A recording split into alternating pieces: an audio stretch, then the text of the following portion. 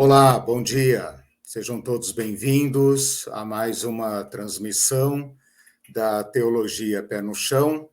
Hoje estou testando uma modalidade nova de transmissão que distribui ao mesmo tempo ao vivo pelo Facebook e pelo YouTube. Vou aguardar um pouquinho até que vocês se manifestem e me digam se estão conseguindo acompanhar a transmissão pelo Facebook e pelo YouTube. Esse é o canal Teologia Pé no Chão. Quem já conhece sabe como funciona. Aqueles que são novos são, juntamente com eles, muito bem-vindos. É um canal dedicado à divulgação e à reflexão de temas teológicos relevantes com essa perspectiva pé no chão. Já apareceu alguma coisa no Facebook, no YouTube? Ainda não, mas estamos transmitindo. Deixe-me ver aqui se tem alguma coisa que eu possa fazer. Para mim não vai aparecer ainda, mas a aula está sendo gravada, só não está sendo transmitida. Eu não tenho certeza se está sendo transmitida ao vivo. Aqui para mim aparece como estando ao vivo. Bom, eu vou prosseguir de qualquer forma, porque como é um teste, é uma experiência, de qualquer forma essa aula vai ficar gravada, e se vocês estiverem tendo algum problema para ouvir ao vivo, depois terão acesso à aula gravada. Esse é um curso relacionado ao tema da Igreja e do Reino de Deus. Dois termos muito usados nas Escrituras, porém, que devem ser explicados. Sua relação deve ser explicada. Uma primeira curiosidade é a gente perceber que Jesus quase nunca fala sobre igreja e fala muito sobre reino de Deus. Por outro lado, assim que Jesus é ressuscitado e sobe aos céus, conforme o relatório de Lucas, por exemplo, os escritos passam a falar muito sobre igreja e pouco sobre reino de Deus. Esse é o nosso ponto de partida, é um primeiro dado posto para nós que nós temos que entender. Ao longo da história, a igreja apresentou diversos posicionamentos a respeito desta relação entre igreja e reino de Deus.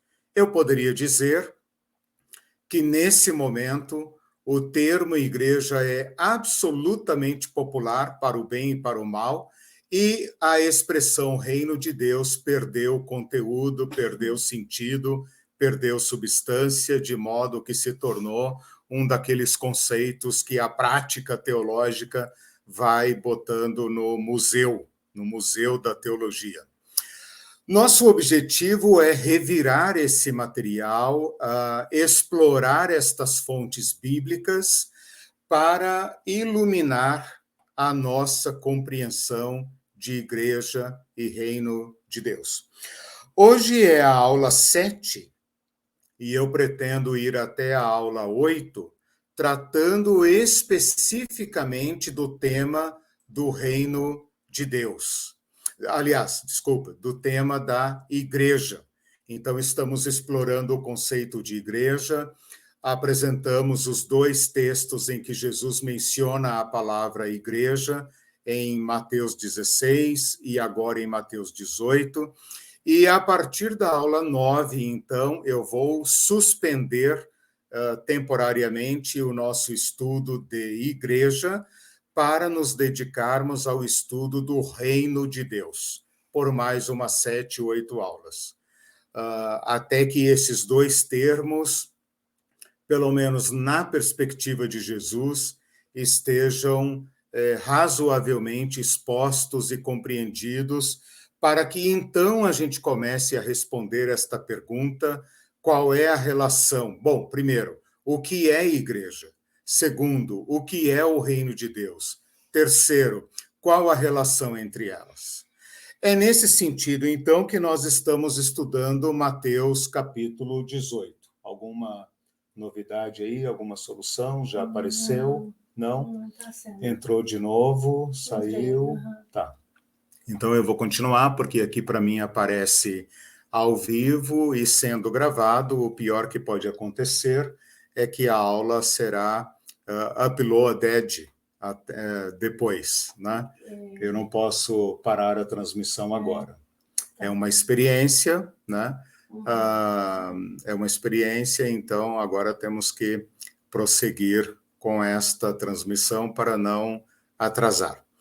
Bom, nós estamos estudando, hoje é a terceira e última aula de Mateus 18.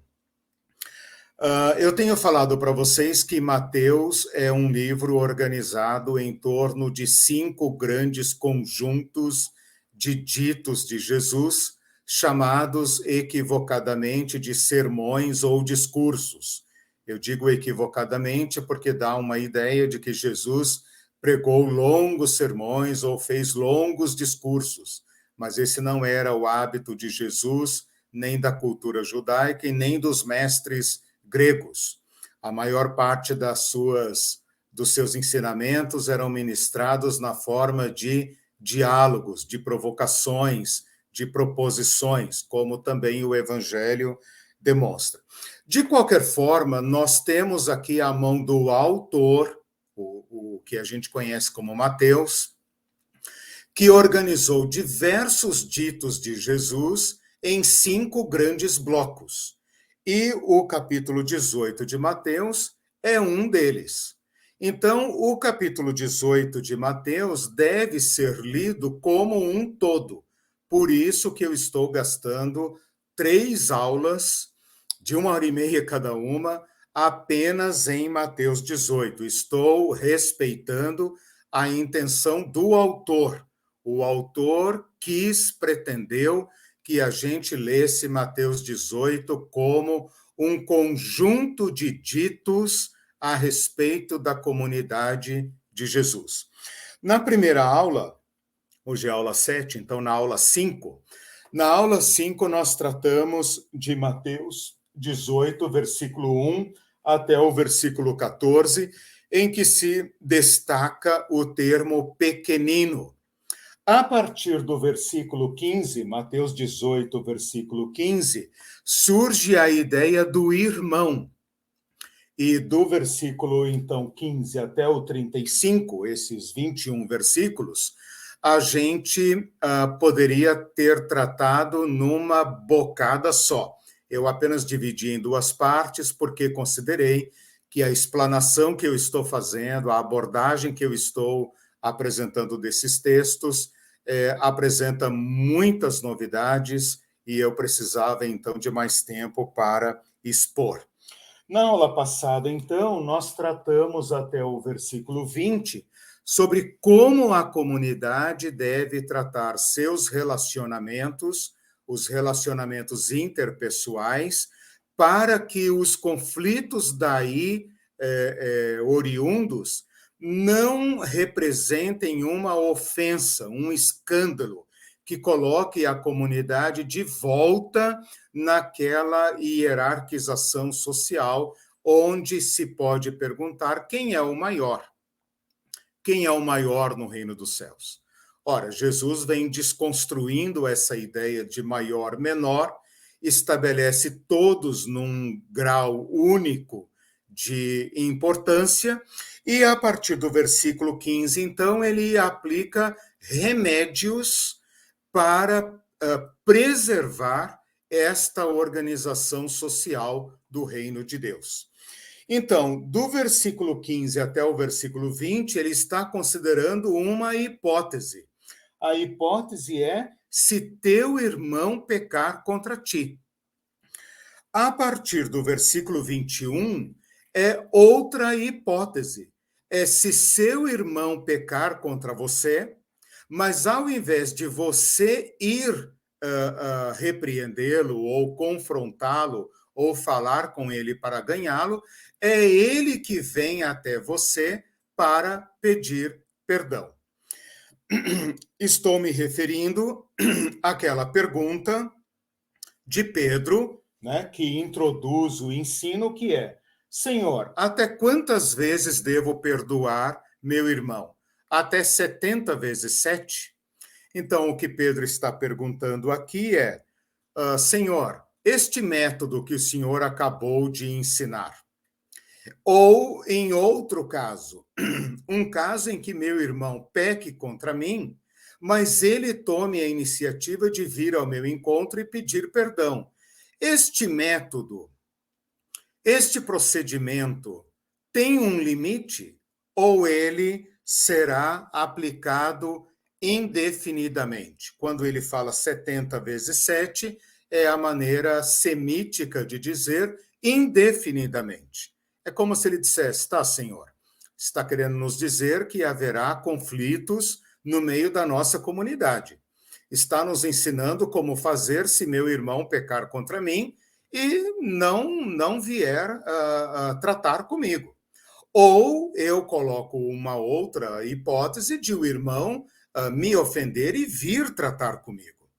Neste caso, quantas vezes esse procedimento pode ser aplicado? Jesus, então, responde para eles: como vocês sabem, não te digo que até 7 vezes, mas até 70 vezes 7. Aliás, Pedro pergunta até 7 vezes, né? Acho que eu me confundi aqui na exposição. Pedro pergunta até 7 vezes, que seria, digamos, o número completo, né? Até 7 vezes, ou seja, esse método tem uma limitação, ou então nós deveríamos entender a resposta de Jesus como sendo indefinidas vezes. E para então explicar este ponto, Jesus vai contar a parábola do que nós chamamos de credor incompassivo, que está do versículo 23 em diante. O pessoal está no YouTube, umas 2 pessoas no YouTube, o Elton e a menina aqui. E aí ela está dizendo que, a Adriana Pessali, que está na propaganda, né? Aula 7 não tem som nem vídeo, eles estão aguardando. Então, eu acho que não deu certo. Eu Você não acho, quer recomeçar normal, não posso recomeçar. Não posso recomeçar. Por favor, explique que a aula está sendo gravada, então houve um problema técnico e assim que terminar eu faço o upload. Eu coloco nos 2 lugares, no Facebook e no YouTube. Peço nossas desculpas. O pior que vai acontecer é que não terá a participação deles. Lamento, mas isso será corrigido logo mais. Bom, vamos lá então. O texto, então, que nós vamos estudar é um texto que abrange a pergunta de Pedro a respeito deste método de tratar conflitos dentro da comunidade, que então tem uma pergunta: Senhor, até quantas vezes devo praticar este método?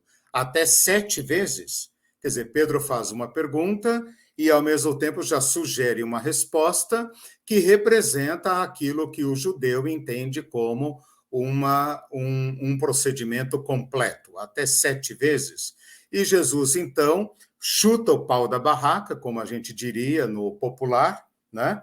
E diz: não te digo que até 7 vezes, mas 70 vezes 7. Ou seja, Jesus pega aquele número da completude e o expande à infinitude.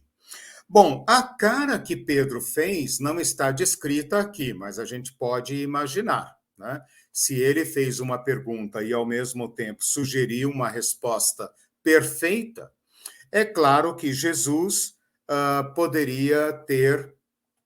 É claro que a resposta de Jesus, ou a réplica de Jesus, deve ter causado um espanto impressionante na face de Pedro. E para, então, responder a esta cara de Pedro, Pedro ficou de cara, como se diz, né? Para responder a esta cara de Pedro, é que Jesus, então, vai contar a parábola que tem o título popular de credor incompassivo, tá? Então, nós temos que ler a parábola do credor incompassivo dentro do contexto da comunidade, e como um comentário adicional a a resposta que Jesus deu a Pedro. Eu não sei se você consegue interagir aí alguma coisa, copiar material e ir colocando no Facebook e tal. Né? Não vão ficar, tá. Então tá bom. Se quiser, já que você vai ficar aqui... Não, eles tudo bem, claro. Mas se você quiser no Facebook postar algum comentário, alguma coisa assim, só para não perder a... Avisar, né? No Facebook também, e colocar algum comentário da aula ali e tal, só para... Ou então, né? Bom, expliquei então qual é o contexto de Mateus e como nós devemos unificar estes contextos oferecidos por Mateus no capítulo 18. Antes de entrar ainda na reflexão sobre esse tema, no contexto da comunidade, eu vou apresentar para vocês o texto paralelo. O que é um texto paralelo? É um texto registrado em outro evangelho que trata do mesmo assunto. Então, vamos lá. Em Lucas 17, parece até coincidência, né? Mateus 18, Lucas 17. Em Lucas 17, há vários ditos de Jesus paralelos. Em Lucas 17, há vários ditos de Jesus paralelos a Mateus 18. Por exemplo, ele fala, é inevitável que venham os escândalos, no versículo 1. No versículo 2, ele fala, melhor era pendurar a pedra no pescoço e se atirar no alto mar. Mesmo texto, mesmo contexto de Mateus 18. No versículo 3, ele fala, não narra a pergunta de Pedro, mas ele fala, acautelai-vos. Se teu irmão pecar contra ti, repreende-o. Está reproduzindo, não a pergunta de Pedro, desculpem, mas está reproduzindo, está em paralelo com Mateus 18, 15. Se teu irmão pecar contra ti, vai ter com ele, vai arguí-lo. Aqui ele fala, repreende-o. Se ele se arrepender, perdoa-lhe. Não conta os procedimentos de levar 2 ou 3 testemunhas e de levar à comunidade, mas, sem mencionar a pergunta de Pedro, o próprio Jesus apresenta a lição do perdão como sendo uma outra hipótese. Então, a primeira hipótese é, se teu irmão pecar contra ti, repreende-o. Se ele te ouvir, perdoa-lhe. Não com disposição, né? Por motivos redacionais que Lucas não explica. No versículo 4, ele fala, se por 7 vezes no dia pecar contra ti, e 7 vezes vier ter contigo, dizendo, estou arrependido, perdoa-lhe. Então, Jesus aqui demonstra o exagero do seu ensino, não com 70 vezes 7, mas dizendo 7 vezes no dia. Então, aquilo que Pedro cogitou como sendo a quantidade completa, perfeita, de 7 vezes, a mesma pessoa 7 vezes, Jesus expressa um exagero, provavelmente em outro idiomatismo, né, mais compreensível ao público de Lucas, dizendo se 7 vezes no dia. Pode imaginar uma pessoa que ofenda 7 vezes no dia. E não é que você vai até ela repreendê-la.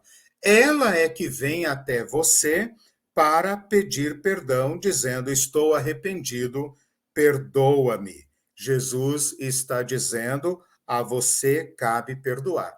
Não espanta que em Lucas a reação dos discípulos não presente em Mateus é: Senhor, aumenta a nossa fé. Ou seja, nós não temos condições de participar de uma comunidade tão horizontal em que nós estejamos tão vulneráveis ao outro, de modo que não tenha nenhuma instância superior que contenha a eventualidade das faltas cometidas entre irmãos e nos defenda da vulnerabilidade.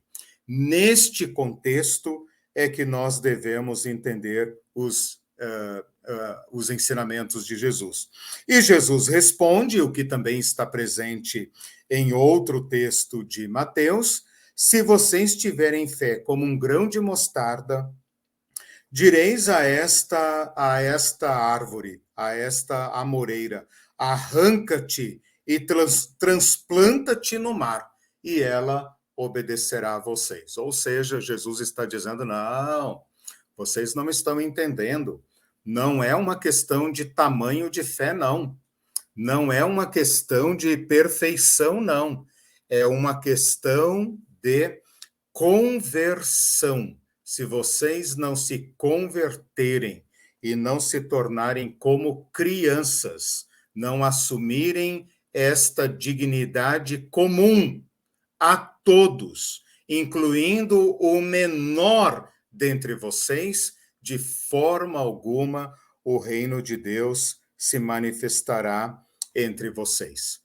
Com estas duas hipóteses, a hipótese do ofensor, que não vem pedir perdão ao ofendido, o ofendido é que tem que ir atrás do ofensor, e a segunda hipótese, que é o ofensor vem pedir perdão ao ofendido, com estas duas regras, a gente poderia concluir o seguinte: é dever do ofensor ouvir a comunidade. Este ofensor deve estar atento às pessoas às quais ele ofende, e ele deve estar aberto a prestar contas disso à comunidade. Não há uma hierarquia, mas há comunidade. E da parte do ofendido, é seu dever procurar o ofensor e, independentemente de o ofensor procurá-lo ou não, sua disposição deve ser a de perdoar. Com isso, não, para mim não. Com isso, a gente expõe a pergunta de Pedro a respeito de uma outra hipótese, a hipótese do irmão ofender, praticar algo escandaloso, no contexto de Mateus 18, um escândalo, uma ofensa, um tropeço, porque agora todos são pequenos, todos estão no mesmo nível de dignidade, e a resposta de Jesus. Bom, com isso eu estou explicando os versículos 21 e 22, né? Você provavelmente conseguiu acompanhar essa questão da pergunta de Pedro, né, que é bem conhecida. Até quantas vezes meu irmão pecará contra mim que eu lhe perdoe? Lucas coloca isso como se fosse uma segunda hipótese. Se teu irmão pecar contra ti e vier ter contigo 7 vezes no dia, então nós podemos colocar esses ditos, embora diferentes, mas em paralelo, né? Mateus e Lucas estão expondo o mesmo ensinamento, e Jesus, então, fala aqui em Mateus 70 vezes 7, em Lucas ele fala 7 vezes no dia. São duas formas diferentes de dizer não há limite para o perdão no na dinâmica de uma comunidade convertida aos padrões do reino de Deus. É claro que se você colocar este ensinamento dentro de uma estrutura em que está definido quem é o maior, você tem aí uma concentração de poder que distorce completamente esse ensino e se torna uma prática abusiva. Esta prática está concebida para uma comunidade convertida, na qual os pequenos são recebidos no mesmo grau de importância do próprio Cristo. Se vocês receberem uma criança tal como esta em meu nome, e se 2 ou 3 crianças como esta se reunirem em meu nome, ali tudo está ligado, ali céus e terra estão reconciliados, e ali eu propriamente estou manifesto no meio deles. Lembrando do status da criança na época. Exato. Podemos fazer uma leitura contrária, dizendo: onde houver maior e menor, onde houver hierarquia, ali não se manifesta o reino de Deus. E onde houver maiores e menores, que se reúnem pretensamente em nome de Jesus, ali ele não está presente. Quem está presente ali é César, é o sumo sacerdote, e não o Cristo dos pequenos. O Cristo dos pequenos só pode se manifestar. Bom, Pedro parece que entende essa questão e fala: tá, tudo bem, então eu entendi agora que esse piazinho aí e eu somos tudo a mesma coisa. Mas se ele aprontar comigo repetidamente, Jesus, você não está entendendo. Se nós vamos viver sem hierarquia, sem a definição de maior, significa que não haverá ninguém com poderes acumulados para dirimir as possibilidades de ofensa. Jesus, então, responde isso, tirando a norma de Pedro, a norma do grande, a norma daquele que propôs escândalo para Jesus Cristo, a norma judaica, a norma da sociedade. Toda sociedade tem suas regras de adesão e exclusão, quem manda, quem obedece, né? Jesus, então, tira isso da completude e leva para o absurdo, para o indefinido, né? E então vai contar uma parábola. Então, o meu esforço até agora é no sentido de remontar este contexto, né?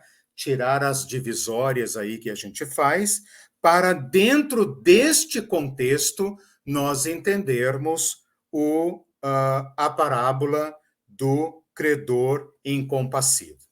Bom, a parábola do credor incompassivo, ela é uma historinha muito comum, perfeitamente conhecida, perfeitamente compreendida naquele tempo. Vocês percebem isso pelo fato de que, neste caso, apesar da contundência do ensino de Jesus, não há pergunta. Ninguém pergunta. Os termos de Jesus aqui são muito claros. Ele coloca o seguinte: um rei, o reino dos céus é semelhante a um rei que vai ajustar contas com seus servos. Então, vai prestando atenção nos detalhes, vamos fazer uma identificação dos elementos desta parábola. Quando ele fala é semelhante a, ele já está no campo da parábola. Então, nós temos aqui a apresentação de certos elementos que devem ser interpretados para que a gente compreenda o que Jesus quis dizer. Ele vai acertar dívidas. Bom, dívidas entre grandes e pequenos, dívidas financeiras, né, econômicas entre grandes e pequenos, é parte da estrutura hierárquica. São os grandes que são credores e os pequenos que são devedores. O acúmulo de capital está na mão dos grandes. A escassez e a necessidade de capital está na mão dos pequenos. Exato. E por isso que eu estou falando, ninguém precisa perguntar o que essa parábola significa. A dívida contraída por uma única pessoa está na ordem de 10.000 talentos. Não precisamos aqui nos preocupar com como é que fala? O câmbio.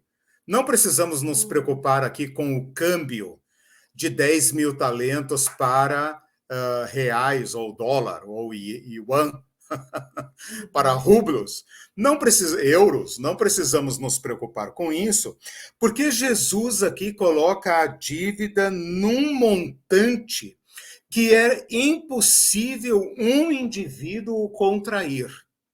É igual quando se fala, por exemplo, de pessoas que estão falidas.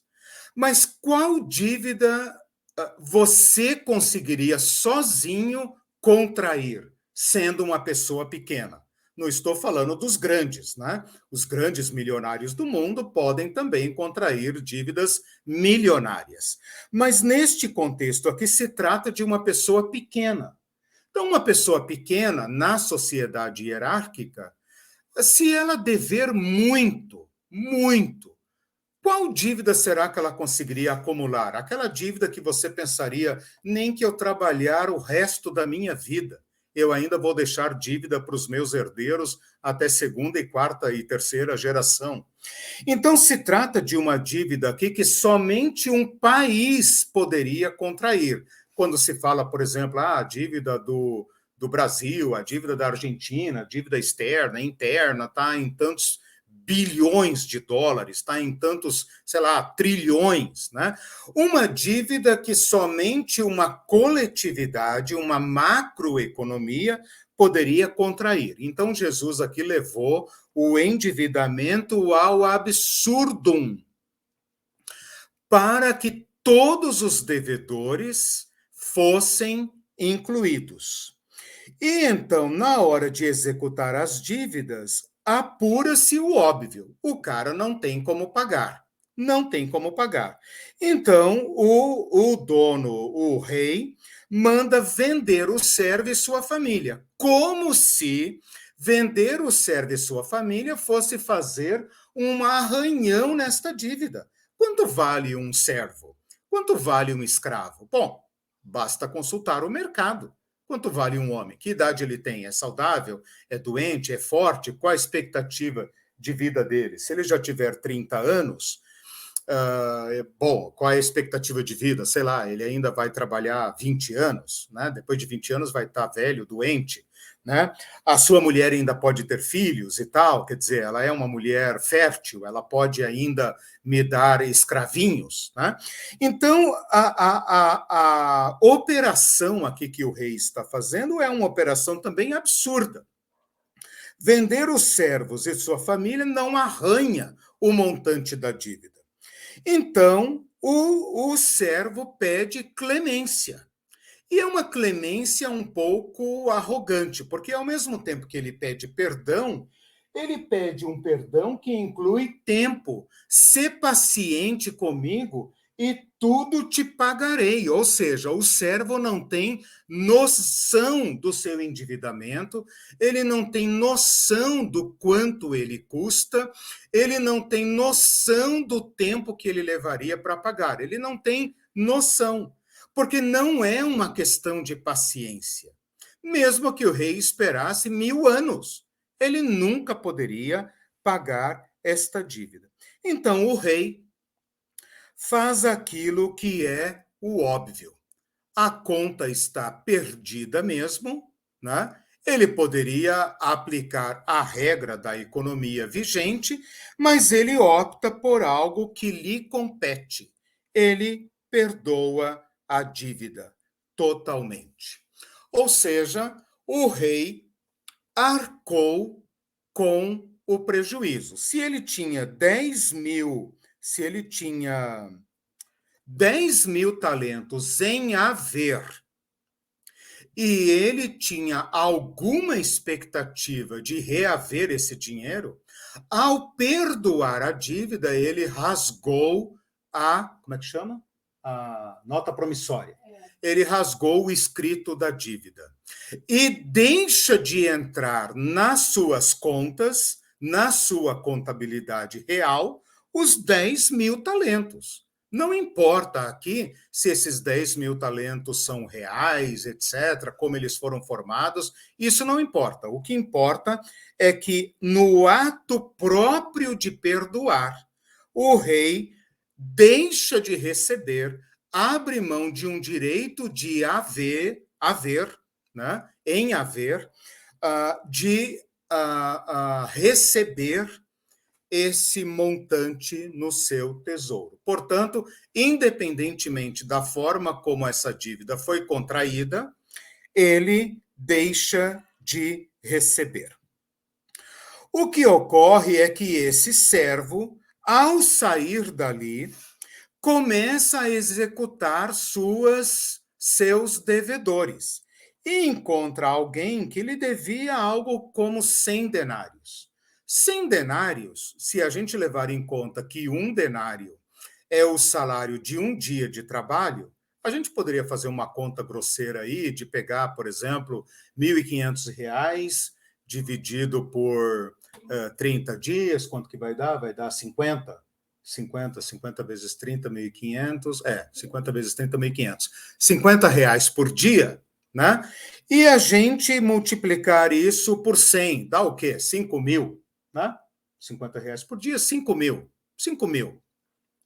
Uma dívida que qualquer pessoa pobre, classe média baixa, pobre, pode assumir hoje.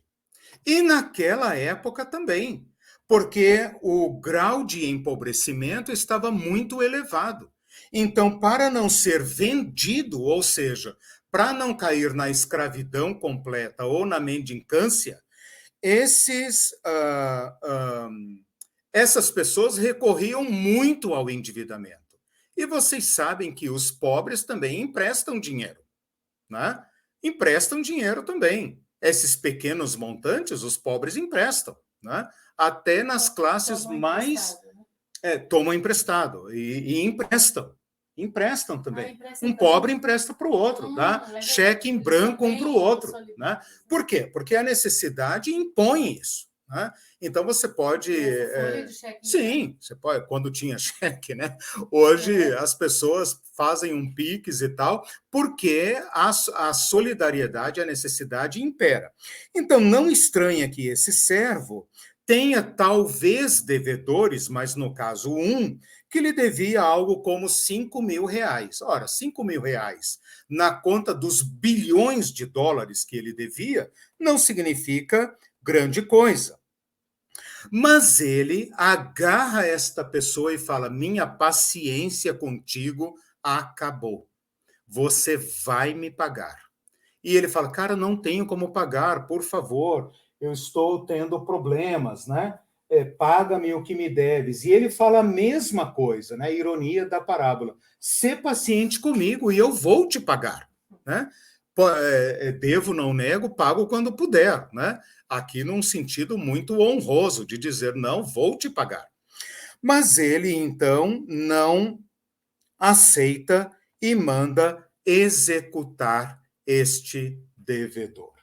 Quando os outros servos, os iguais, lembrem que agora o conflito está entre iguais, um seu colega de trabalho que lhe deve, uma pessoa igual, da mesma classe, da mesma categoria social dele, ocupa o mesmo degrau na sociedade hierárquica dos grandes, os grandes que exploram os menores e enriquecem à custa deles.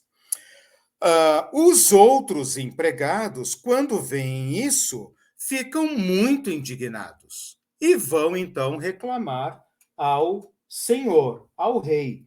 E o rei fica furioso com ele, manda chamá-lo e fala: servo malvado, perdoei-te aquela dívida toda, porque me suplicaste. Não devias tu, igualmente, compadecer-se do teu igual? E como eu me compadeci de ti, e indignando-se o seu senhor, o entregou à prisão, né? Executou-o também. Interessante que não mandou vender, mas prender até que lhe pagasse toda a dívida, ou seja, até o dia do São Nunca. Ficou preso naquilo que ele próprio prendeu os outros. Então, nós temos aqui uma parábola em que nós podemos fazer a seguinte relação. O rei e os servos representam Deus e as pessoas, porque a parábola termina assim: assim também meu Pai Celeste vos fará. Então, esta conclusão da parábola identifica quem é o rei, é o Pai Celeste. E quem são os servos? Vocês. Vocês estão para o Pai Celestial, assim como esses servos estão para o rei. Se há alguma grandeza aqui, esta grandeza está entre o rei e as pessoas, assim como está entre o Pai Celestial e vocês que estão aqui na Terra. O acerto de dívidas tem a ver com esta responsabilidade do ser humano diante de Deus. Ou seja, quando fala que o rei vai acertar dívidas com seus servos, nós podemos interpretar como responsabilidade moral que nós temos diante de Deus. Então, vocês querem discutir dívida? Vamos discutir a dívida contra quem primeiramente importa, o Pai que está nos céus, o único grande. Né? O Pai nosso que está nos céus é Pai e é de todos nós. Entre nós e ele há um degrau igual que todos nós, porque é nosso, compartilhamos. É muito interessante que Mateus compare, como os judeus faziam, pecados como dívida. Nós temos toda uma teologia a respeito de pecado, mas a linguagem, o vocabulário judaico em relação a pecado é figurativo para dívidas. Por exemplo, na oração do Pai Nosso fala: perdoa as nossas dívidas, assim como nós perdoamos a quem nos tem, aos nossos devedores. E depois, no final, é que fala: se vocês não perdoarem aqueles que lhes ofendem, meu Pai também não perdoará suas ofensas. Então, é interessante pensar em pecado como contraimento, contração de dívidas. Dívidas contraídas. Como essas dívidas são contraídas? As dívidas são contraídas em relação ao dever ser. Nós devemos ser de uma forma e não somos. E o delay entre o dever ser e o ser implica num endividamento moral. Este endividamento moral é insolúvel. Nós não temos como solucioná-lo. Nós não temos como cumprir diante de Deus o dever ser. Portanto, esta dívida é impagável. Nenhum de nós pode ser ou cumprir de modo perfeito a lei de Deus, a lei do amor. Portanto, só é possível um relacionamento entre o Pai Nosso e nós, mediante a graça e a compaixão.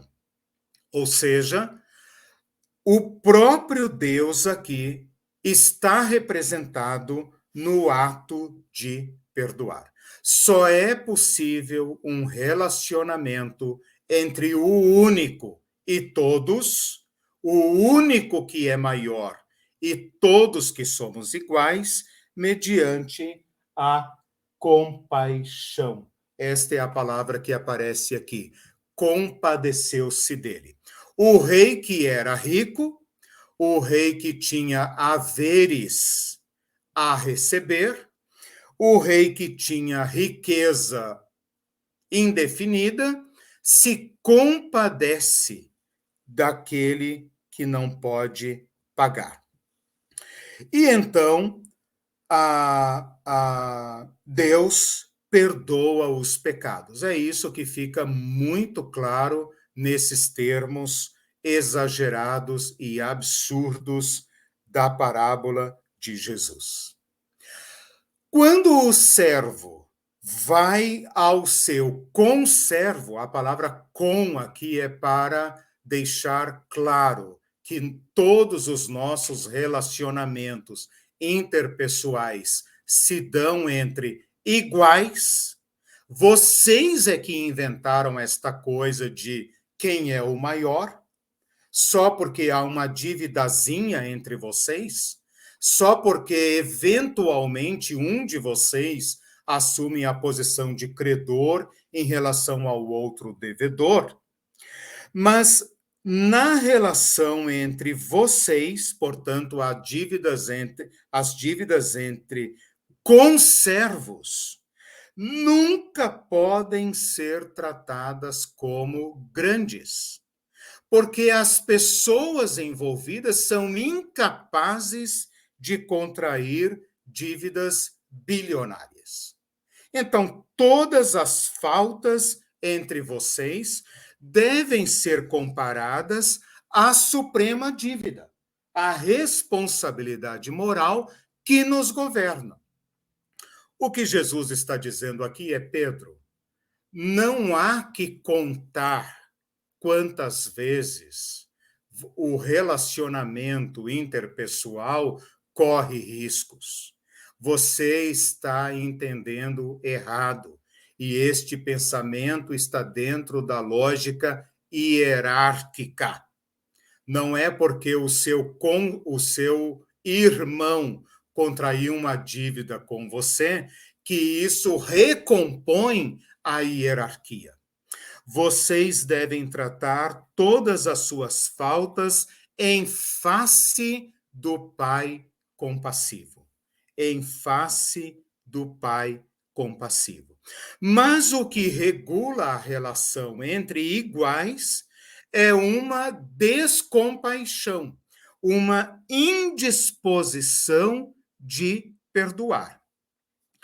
E então esse servo pede clemência, ou seja, as faltas cometidas entre vocês ou as dívidas contraídas entre iguais são todas perdoáveis. Todas são perdoáveis. Mas, neste caso, a pessoa ofendida não perdoa. Voltamos, então, à pergunta de Pedro. O que aconteceria na 8ª vez que a pessoa precisasse de um empréstimo? Ou, em termos reais, em que a pessoa cometesse uma falta ou que ela viesse pedir perdão.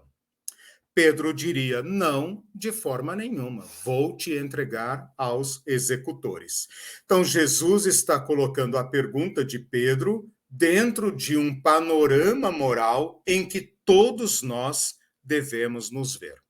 Então, quando esse conservo executa o seu colega, ele chegou à 8ª vez, ou então 70 vezes 7, a 491ª. Os crentes ficam fazendo conta dos 70 vezes 7. E o fato de a pessoa executar o conservo pretende prender a pessoa numa dívida. Pretende prender a pessoa numa dívida.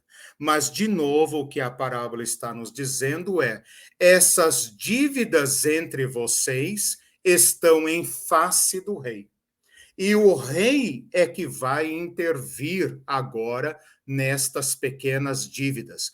O fato do rei ser o compadecente, aquele que se compadece, lhe dá direitos de intervir nas relações interpessoais. E ele é que vai libertar o conservo preso e vai prender o conservo executor. No fim da parábola, aquele que devia 100 denários é que está livre, porque o rei interfere neste abuso, nesta malvadez, né? E quem está preso é aquele que já havia sido perdoado e volta a ser preso de uma dívida que já tinha sido rasgada, que ele próprio suscitou, que ele próprio fez voltar à contabilidade por sua recusa de compartilhar o perdão. Então, o que esta parábola está fazendo é tirar os limites morais que Pedro coloca para para a relação intracomunitária, uma comunidade que abriu mão da hierarquia, que desistiu de impor uma ordem hierárquica.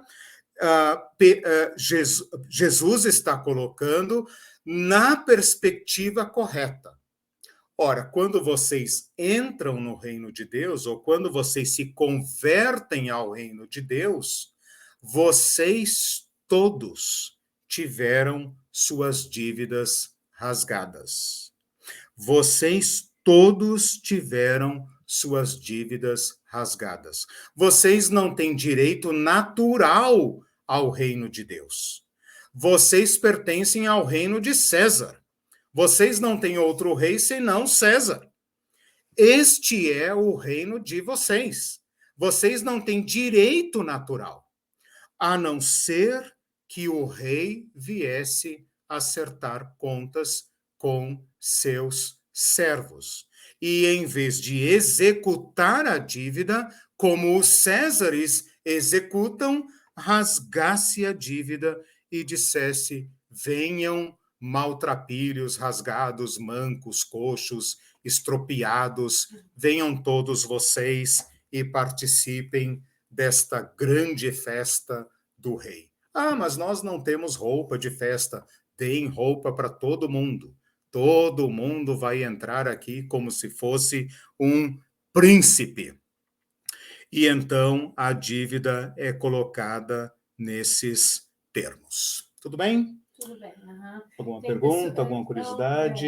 Pessoas que estavam no anúncio perguntando se ia começar, daí eu estou avisando. Infelizmente nós tivemos aqui um probleminha. A aula, a partir do meio-dia isso vai estar. Isso, a aula está sendo gravada, vai subir para lá. Eu não sei porquê, mas vocês vão ter que ouvir essa aula sem poder fazer perguntas, né? O não, assunto. Não, podem fazer, mas o assunto é muito forte, né? Eu exponho, melhor dizendo, com o coração na mão, né? Pulsando aqui, né? Porque o assunto nos corrige, nos coloca na perspectiva correta. Tem uma outra parábola, antes de partir, fazer a aterrissagem agora e ir partindo para as aplicações comunitárias. Eu fiz até agora uma interpretação da parábola. A parábola, vou fazer aqui uma pequena nota explicativa, né? A parábola é um gênero literário e ela tem regras próprias de interpretação. Então, você deve buscar na parábola os elementos importantes, por exemplo, o rei, o servo, o conservo, os conservos, as dívidas, a prisão, né? você deve buscar estes elementos. Nem todos os elementos são importantes para a explicação da parábola, essa é uma característica e uma diferença entre parábola e alegoria. Na alegoria, a alegoria é um tipo de parábola em que todos os elementos requerem uma interpretação.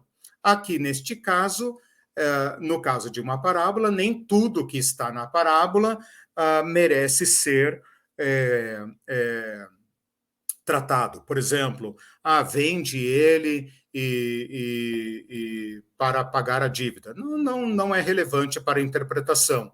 Entregue aos verdugos. Não é relevante para a interpretação. Você tem que se ater à conclusão moral da parábola, a lição moral que a parábola quer colocar. E, nesse caso, ela é: assim também meu Pai. O reino de Deus é assim como, assim também meu Pai Celeste vos fará, se do íntimo não perdoardes cada um a seu irmão. E eu lembro mais uma vez que esse texto 35 combina com o versículo 14, que fala: assim também não é da vontade do vosso Pai Celeste que pereça um só desses pequeninos. O que eu fiz, então, até agora é uma interpretação da parábola. Eu fui identificando os elementos, de um lado, a parábola, e aplicando do outro lado aquilo que significa. Quem é o rei, quem é o servo devedor, quem são os conservos, o que significa prisão aqui. Ok?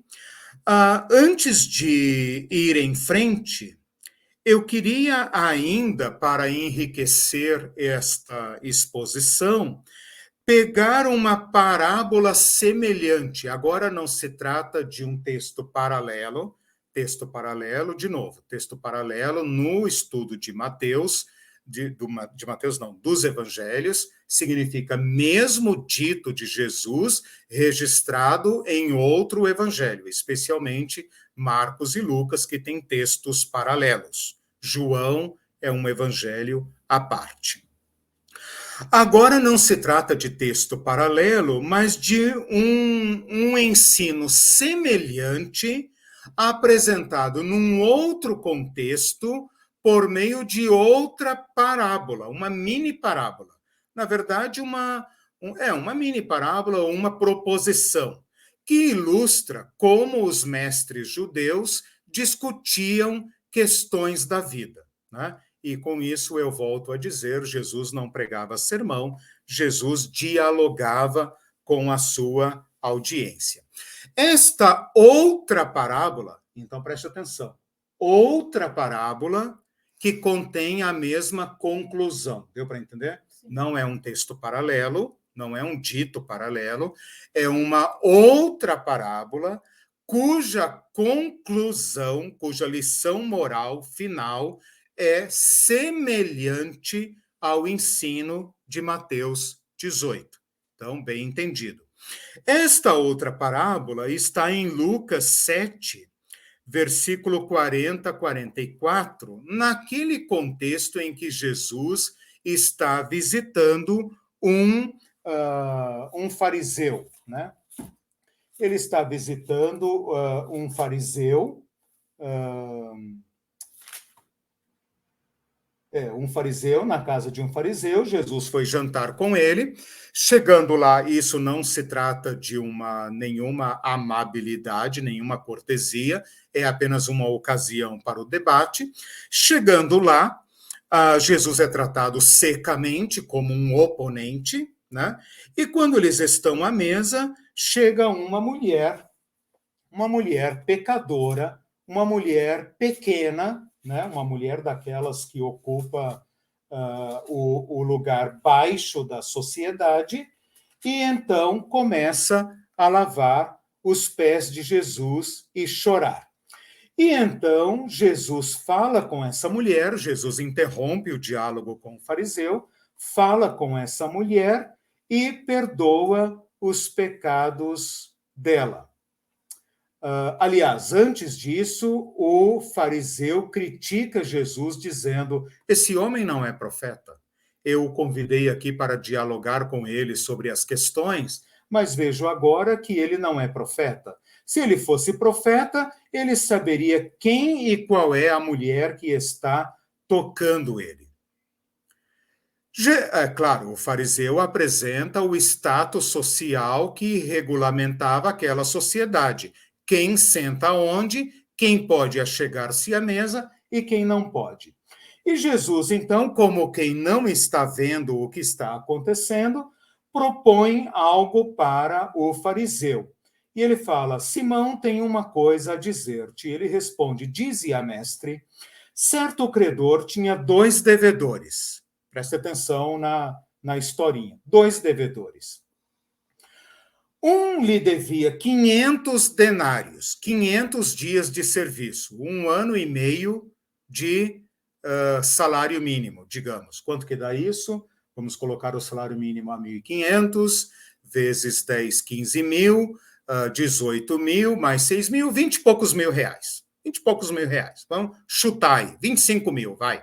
25 mil reais. E o outro lhe devia 50 denários, 5 milão. Um devia 25 mil, o outro devia 5. Aqui não está falando de ricos, está apenas falando que um certo credor tinha 2 devedores. Um devia 500 denários, cerca de 25 mil reais, o outro 50, cerca de 5 mil. Estou chutando aí, sem maiores implicações, né? Só para mostrar que uma dívida é 10 vezes maior que a outra. Aliás, 2.500, né? Porque lá eu estou usando o mesmo termo, lá era 100 denários, aqui é 50. Eu falei agora uma 10 vezes maior que a outra, então 25 mil vezes 2.500. Né? Uma é 10 vezes maior que a outra. Quem deve, e com juros da Selic, sabe a importância que isso tem. Né? Não tendo nenhum dos dois com que pagar, vocês percebem a insistência com que Jesus trata do problema do endividamento e dos credores, né? A exploração entre credor e devedor. Não tendo nenhum dos dois com que pagar, perdoou-lhes a ambos as dívidas. Qual deles, portanto, o amará mais? Ou, em outras palavras, qual será mais grato? Respondeu-lhe Simão: suponho que aquele a quem mais perdoou. Claro, uma dívida de 2.500 é pagável, uma dívida de 25 mil já é um problema. Né? Qual deles amará mais? Suponho que aquele a quem mais perdoou. Replicou Jesus: muito bem, Simão. E agora, então, volta-se para a mulher e fala: vê esta mulher? Entrei em tua casa e você não me deu água para os pés. Esta, porém, rega os meus pés com lágrimas e os enxuga com seus cabelos. Você não me beijou. Ela, no entanto, desde que entrei, não cessa de me beijar os pés. Você não me ungiu a cabeça com óleo, mas esta com bálsamo ungiu os meus pés. Por isso te digo, falando para Simão, perdoados são os muitos pecados dela, porque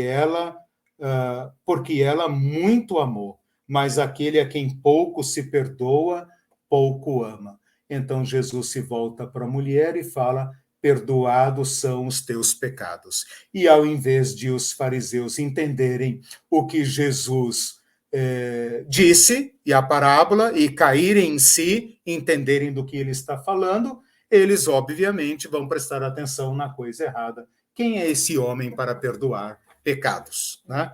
É assim que os teólogos fogem do confronto da palavra de Deus. Mas aqui surge uma questão muito importante. A questão da noção da dívida. A diferença entre essa mulher e o fariseu é a noção da sua responsabilidade moral diante de Deus. Né? E ela, então, demonstra maior amor por Jesus, maior gratidão por Jesus, porque, ao contrário do fariseu, que não tem noção da sua pecaminosidade diante de Deus, aquela mulher tem, porque está estampado e todo mundo vai lembrá-la disso sempre. Se essa comunidade fosse uma comunidade do reino de Deus, não haveria mulher pecadora e nem fariseu, mas todos se tratariam como iguais. Todos ofereceriam água para todos, todos saudariam todos, todos honrariam todos, como se todos fossem ambos igualmente e maximamente perdoados. Mas a noção de justiça própria que esse fariseu tinha de si mesmo o impedia de confessar seus pecados, o impedia de assumir a sua simplicidade, a sua pequenez diante de Deus e, portanto, também o impedia de usufruir o perdão. Podemos concluir que a recusa em perdoar ou a indisposição de perdoar nossos iguais obsta o nosso usufruto do perdão de Deus. Ou seja, o que é esperado de todo ser humano é uma noção da sua responsabilidade diante de Deus e diante da libertação dos ofensores e ofendidos. Se eles se recusam a isto, eles estão imediatamente excluídos do reino de Deus. Passam a ser gentios e publicanos, porque os gentios e publicanos que sustentam a comunidade hierárquica, a comunidade dos maiores. Portanto, só tem um modo de acessar o reino de Deus. Primeiro, que envolve duas conversões. Primeiro, tornar-se como criança, que significa extinguir a hierarquia. Totalmente. Primeiro, ideologicamente, aqui onde ela está introjetada, e concomitantemente na nossa prática. Você se retira da estrutura hierárquica e passa a tratar as pessoas como seus irmãos iguais. Ao fazer isso, você está assumindo uma postura vulnerável. E as estruturas hierárquicas que mantêm cada um no seu lugar e atenua os atritos entre classes estão afastados. Significa dizer que as possibilidades de ofensas e de contraimento de dívidas entre esses pequenos, entre esses iguais, está posta. Não há alternativa a não ser estender a graça e empenhar-se para que nenhum se perca, nem o ofensor, nem o ofendido. Porque o versículo 14 fala: o Pai não quer que nenhum se perca. E se um desses se perder, ofensor ou ofendido, o Pai não quer que nenhum se perca. Portanto, entrar no reino de Deus, converter-se ao reino de Deus, implica numa responsabilidade dupla. Primeiro, em relação a Deus, que é o dono do reino, afinal, o reino é de Deus. Se não fosse de Deus, seriam esses aí dos Césares, que você não pediu para entrar, mas o César te obriga. Ponto. Ninguém pediu para participar. Você não pode simplesmente sair do reino de César. No reino de Deus, você é convidado a aderir. Mas esse reino é de Deus. E sendo de Deus, ele implica uma dupla responsabilidade. A responsabilidade de compartir a paixão, compadecer. Conjunto, padecer, ter paixão pela comunidade e pela preservação dos relacionamentos. Bom, o texto é autoexplicativo, ele está posto por nós com suas condicionantes. A minha insistência é apresentar esse texto dentro da eclesiologia. Estamos falando da comunidade de Jesus Cristo, que segue a ética que foi exposta em Mateus 16 e a ética exposta em Mateus 18. Com isso, nós temos um cardápio de convites de Jesus Cristo para a nossa adesão. Lembra que eclésia é chamamento. Lá em Mateus 16 tem um chamamento. Quem quiser me seguir, tome a sua cruz e siga-me. Aqui em Mateus 18 tem também um chamamento à conversão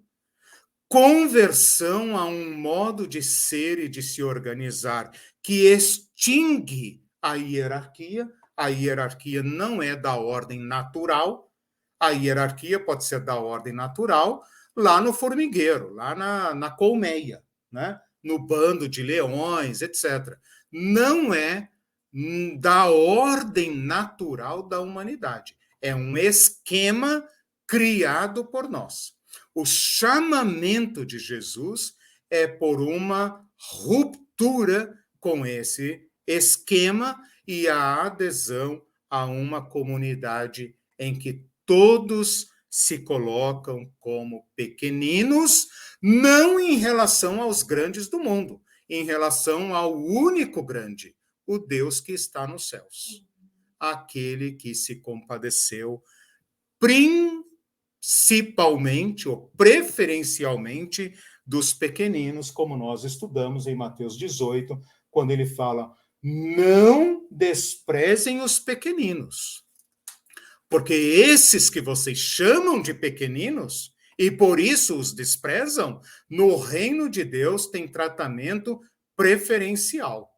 Ou seja, todos os que se convertem a esta nova noção de organização humana estão aptos e usufruem dos privilégios do reino de Deus. E um segundo chamamento que está no capítulo 18 é este comprometimento com os iguais. Ao nos tornarmos iguais, nos tornamos vulneráveis. E agora devemos nos proteger uns aos outros. E devemos nos responsabilizar, porque o Filho do Homem veio buscar e salvar o perdido. E ele não quer que nenhum se perca. Ora, se ele não quer que nenhum se perca, nós também não queremos que nenhum se perca. Quais são os modos de perder-se? O texto nos diz tropeços, escândalos, ofensas. Nós cuidaremos para que estes escândalos, estes tropeços que nós vamos enfrentar no curso da nossa conversão, porque a hierarquia está introjetada aqui dentro, e ela não some quando você adere a Cristo. Nós temos uma caminhada de aprendizagem para extrojetar esta estrutura e aprendermos a sermos uma comunidade de iguais. No curso desse aprendizado haverá ofensas. Estas ofensas imporão um dilema à comunidade de Jesus. Ela vai reerguer as estruturas para sufocar as ofensas. Se ela o fizer, estará excluída do reino dos céus. Ali o reino dos céus não se manifesta. Mas se ela cuidar destes endividamentos entre o que deve ser e o que é de fato, se ela cuidar desses endividamentos, destas discrepâncias que se manifestam nas relações interpessoais, ela preservará aqueles a quem Cristo buscou, ou seja, todos nós, porque o Pai não quer que nenhum se perca. É importante pensar o texto, então, neste contexto global, né? É isso que eu tinha para expor. Algum comentário, alguma reflexão? Você? Alguma curiosidade? Não, é muito curioso, que é muito diferente do que é praticado hoje nas igrejas, né? Interessante você falar isso, porque as igrejas, quando aderem à hierarquização, executam a disciplina eclesiástica com base nesse texto, mas acaba reproduzindo o esquema de César. Exato. Né? Então, não está garantido que a convivência numa comunidade de fé vai cuidar e preservar dos relacionamentos. Nós estamos vivendo numa época em que as pessoas estão se perdendo, no sentido desta parábola, estão se perdendo, estão se desviando aos montes. Por isso se fala no fenômeno do desigrejamento, né? E, por outro lado, o pessoal que continua igrejado no sentido institucional, acha que as pessoas que continuam igrejadas nesse sentido moderno, institucional, denominacional, criticam as pessoas desigrejadas como se elas estivessem em busca de perfeição. Tipo, cara, a igreja não é perfeita. Se você quiser uma igreja perfeita, você vai estragar a igreja perfeita. Então a igreja lava as suas mãos, dizendo, nós somos tudo imperfeito mesmo, nós somos tudo pecador, aqui tem fofoca, tem ciúme, tem roubo, tem mentira, tem ódio, tem ruptura, aqui tem de tudo, porque nós não somos perfeitos. Bom, então essa não é a igreja de Jesus Cristo. A igreja de Jesus Cristo é aquela que se colocou no caminho do aprendizado. O maior problema nosso não é perfeição. Quem fala em perfeição somos nós, os religiosos. O mundo não tem nenhum ideal de perfeição. O que o mundo quer é minimamente coerência. Né? Uma comunidade que invoca o nome de Jesus deve minimamente reproduzir de modo que as pessoas consigam olhar o reino, o evangelho, e consigam pensar, opa, tem alguma coisa nova aqui. Tem algo alternativo aqui. E autêntico. Autêntico aqui. Né? E não apenas um clubinho de pessoas iguais. Uhum. Deu uma... não, foi só um arquivo que pulou aqui na minha tela. Bom, para concluir, então, como vocês não estão impedidos de fazer perguntas, eu queria só fazer aqui agora algumas considerações teológicas a respeito de pecado e perdão na vida intracomunitária. Uma primeira coisa que nós temos que pensar é que pecado, tratado na literatura do Evangelho como dívida, é uma forma figurativa de pensar. Porque dívida, na verdade, no português real, né, dívida é quando eu contraio uma obrigação de pagar, né? Há uma pessoa que perde momentaneamente um recurso e o empresta a mim, então eu passo a dever. Mas há uma outra figura embutida na noção de pecado, esse conhecimento é mais ou menos popular entre os crentes, né? Eu acho que a maioria sabe disso, mas é importante a gente pensar nisso aqui, que a palavra pecado em grego é tirada de um esporte, das Olimpíadas, e tem a ver com tiro ao alvo. E tiro ao alvo tem uma meta, tem uma expectativa, o alvo, atingir o alvo. E a ideia de pecado na palavra grega, hamartos, hamartia, é desviar do alvo. Então, o que essa palavra nos ensina é que todo ser humano propõe para si mesmo um alvo elevado, e todo relacionamento social, do menor ao maior, tem expectativas. Por exemplo, o Brasil é uma república federativa composta para defender, parará, parará, parará, só ler o preâmbulo da Constituição. São expectativas, é um certo contrato social. Quando nós elegemos um governo, nós temos expectativas. Quando nós assumimos um emprego, nós temos expectativas. Quando nós casamos, quando temos filho, qualquer relacionamento, ele carrega em si uma expectativa, portanto, um alvo ideal, quer tenha sido expresso, quer não. O problema é que no curso de alcançar este alvo há desvios. E esta é a ideia etimológica, antes de ser teológica, é a ideia etimológica de pecado. É como mirar algo, mas por algum defeito do atirador ou do próprio tiro, no caso da flecha, vai haver um desvio de percurso que, ao final, vai passar longe do alvo, ou pelo menos longe da mosca, né, do alvo. Ou, às vezes, como eu, era péssimo atirador, ia passar fora do alvo inteiro, né, ia sumir. Não é errar apenas o centro do alvo, é o tiro errar a placa inteira, né? Eu consegui esta proeza. A primeira ideia, então, de pecado, de desvio, pecado como desvio, é em relação a Deus.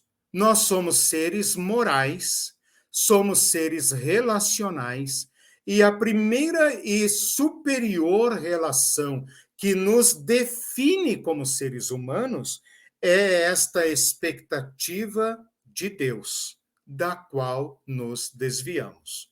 E a noção do desvio é basal, fundamental, essencial.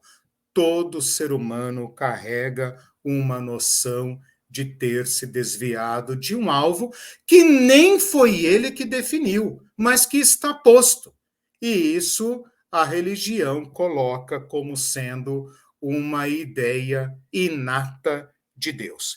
As dívidas contraídas entre pessoas se dão neste contexto maior, de modo que todo desvio é primeiro em relação a Deus. Ou seja, nossa humanização, nossa ética humana, ela se torna aplicável às relações porque ela é maior do que nós.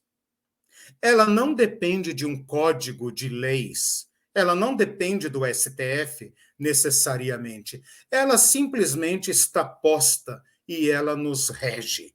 Tem algo que nós pensamos, isto é errado. Não está na Constituição, mesmo que não estiver na Constituição, mesmo que ainda não houver um corpus jurídico para dizer objetivamente que aquilo está errado, mas o consenso da sociedade diz isso não se faz, isso está errado. Às vezes nós dizemos, pode não ser crime, mas é moralmente reprovável. De onde vem esta ética que se põe, que se coloca? Então, teologicamente, nós dizemos que todo desvio é primeiramente em relação àquilo que nos humaniza, ou aquele que nos humaniza. Portanto, todo pecado é um pecado contra Deus.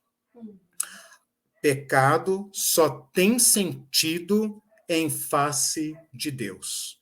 E por ser em face de Deus, implica todas as nossas faltas.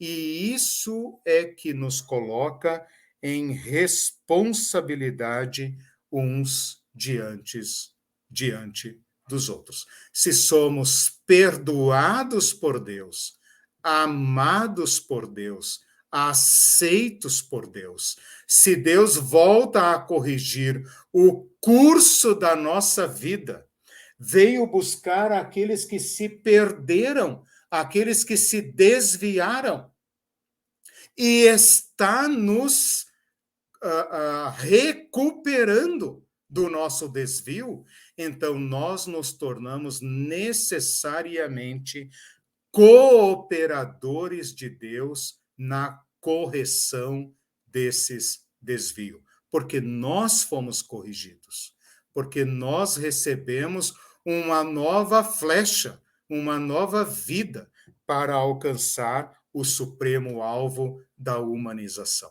Portanto, é uma contradição de termos ser uma comunidade de Jesus Cristo que não humaniza sua própria comunidade. Como é que ela faz isso? Ela tem que desbancar opressores e oprimidos. Ela tem que humanizar a todos, e a estrutura hierárquica impede. Por falar ainda em etimologia, esse texto e o conjunto dos textos que falam de pecado e dívida usam a palavra ofender. Eu queria brincar aqui um pouco com a palavra ofender e defender. Vocês percebem claramente que as duas palavras terminam com fender. Ofender, defender. Fender tem uma ideia de golpe. Então, a palavra ofensa é golpe contra, golpe para, ofender, né? Esse prefixo of ou ob é no sentido contra, para. Então, ofender é um golpe desferido. Esse golpe, obviamente, pode ser físico ou emocional, ou diversas formas, que ele aplica um golpe contra o outro. E o defender é afastar-se do golpe, né?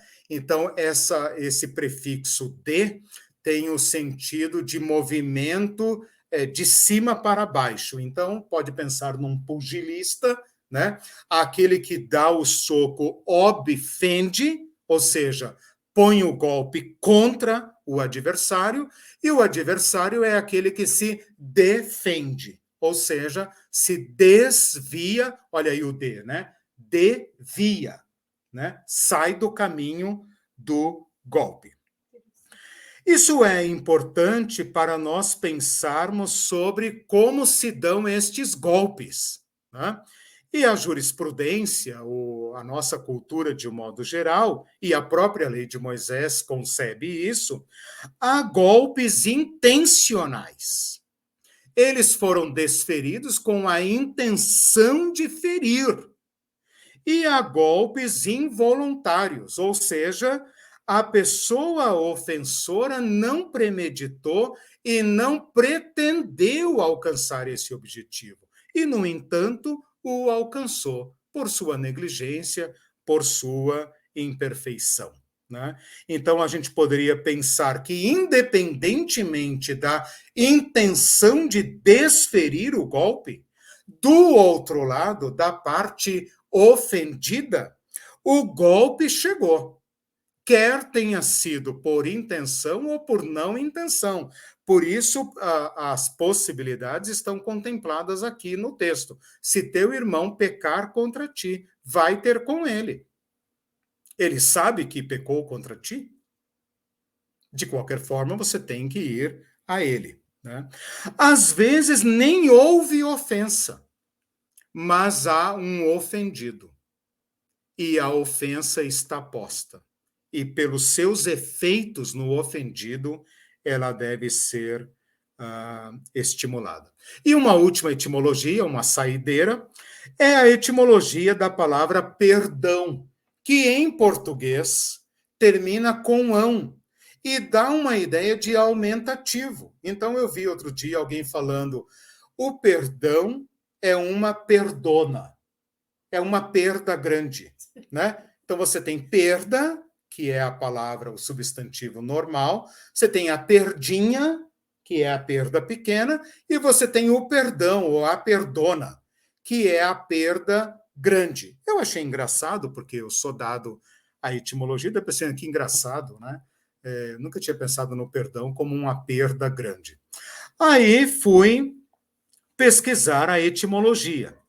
E percebi que, apesar de o aumentativo ser uma falsa etimologia, a ideia da perda grande, da perda total, está envolvida. Porque está muito claro no latim. A palavra perdão em latim é tudo, donare, de onde nós tiramos a palavra doar ou dar. Portanto, a palavra perdoar, olha aí, perdoar é doar tudo. E a palavra perder também vem de perdar, perdare, que significa dar tudo. Foi alienado completamente. Quando você dá alguma coisa para alguém, você perdeu aquela coisa, né? É claro que você deu porque quis, deu, por exemplo, um presente. Aquele presente te custou algo, você o comprou, pagou caro às vezes, né? E o doou para outra pessoa. Para todos os efeitos, você o doou completamente. Você o perdeu. Você perdeu a posse dele. Ele não é mais seu. E isso está presente até nas outras línguas. Por exemplo, forgive, para dar. Pardone, para doar. Portanto, a palavra perdão, ela tem essa ideia de soltar completamente, soltar, o alívio de desamarrar. A palavra em inglês tem essa ideia de luo, né? E luo é o verbo grego para soltar, desamarrar, desligar, como nós lemos na aula passada. Bom, na Escola do Perdão, todos nós somos alunos do basicão, né? E esse texto de hoje, essa aula de hoje, é para tratar do que realmente importa. Ao invés de perguntarmos quem é o maior, Jesus diz: isso não é relevante para o reino de Deus. O que é relevante para o reino de Deus são estas relações igualitárias que saudam com L, salvam as relações dos seus desvios e do endividamento. Porque a partir do momento que vocês mantiverem endividamento, a hierarquia está posta. Então, Jesus está nos dando remédios para tirar do nosso meio e não permitir que sejam reerguidas as hierarquias. Uhum. Meus caros irmãos e irmãs, desculpem o transtorno de fazer uma aula sem participação. Eu quis inovar aqui usando o stream, mas eu devo ter errado alguma coisa e apenas gravei a aula que será postada imediatamente no YouTube e no Facebook. Deus abençoe vocês. Nos vemos na sexta-feira, na segunda aula de Bibliologia. Fala tchau. Você está ao vivo. Não, eu ia falar uma aulinha de etimologia dentro da aulona. Sim. Tchau, pessoal. Até a próxima sexta-feira, né? Até mais. Tchau, tchau.